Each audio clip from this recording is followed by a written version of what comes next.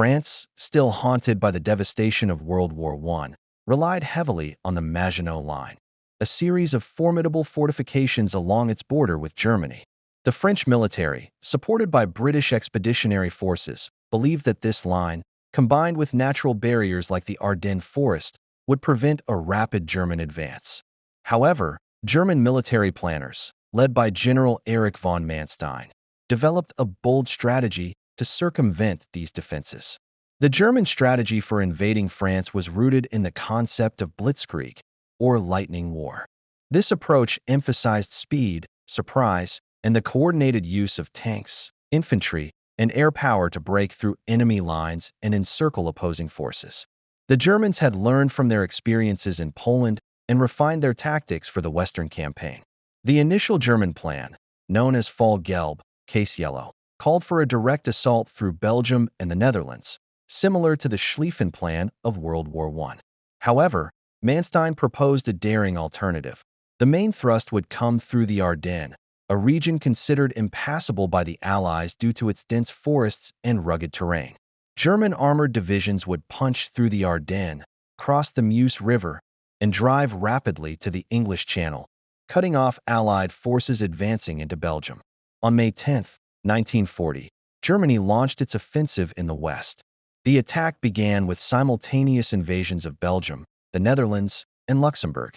These moves were designed to draw Allied forces northward, away from the actual Schwerpunkt, or focal point, of the German attack.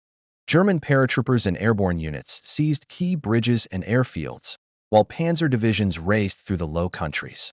The speed and ferocity of the German advance overwhelmed Dutch and Belgian defenses, forcing their rapid surrender.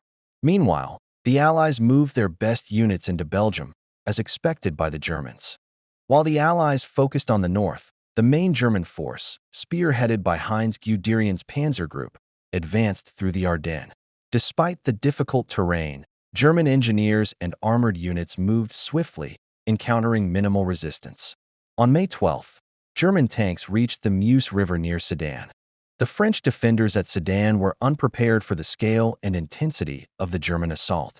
After a brief but devastating aerial bombardment by the Luftwaffe, German troops crossed the river using inflatable boats and quickly established bridgeheads. Within days, German armor had broken through the French lines and was advancing rapidly westward. The German breakthrough at Sedan caught the Allies off guard. French and British commanders struggled to comprehend the speed of the German advance and were slow to react.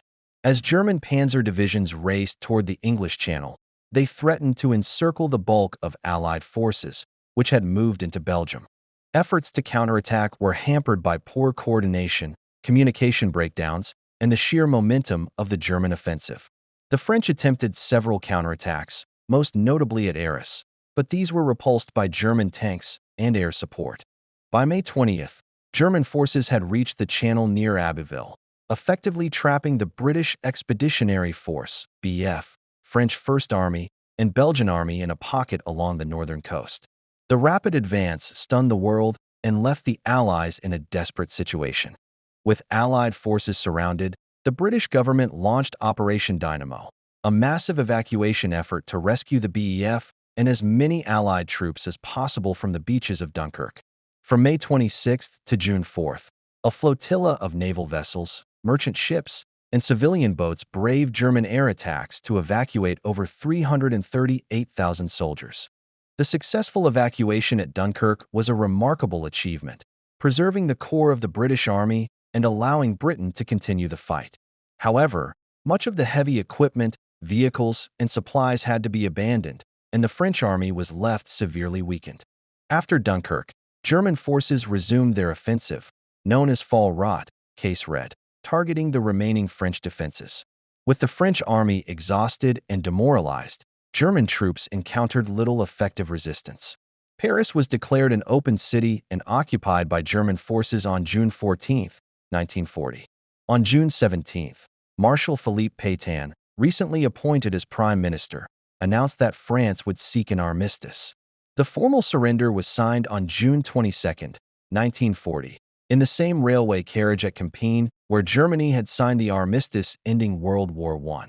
France was divided into a German-occupied zone in the north and west and a nominally independent Vichy government in the south. The rapid collapse of France shocked the world and prompted intense analysis. Several key factors contributed to the French defeat. Strategic misjudgments. French commanders relied too heavily on static defenses like the Maginot Line and underestimated the possibility of a German attack through the Ardennes. Poor communication and coordination.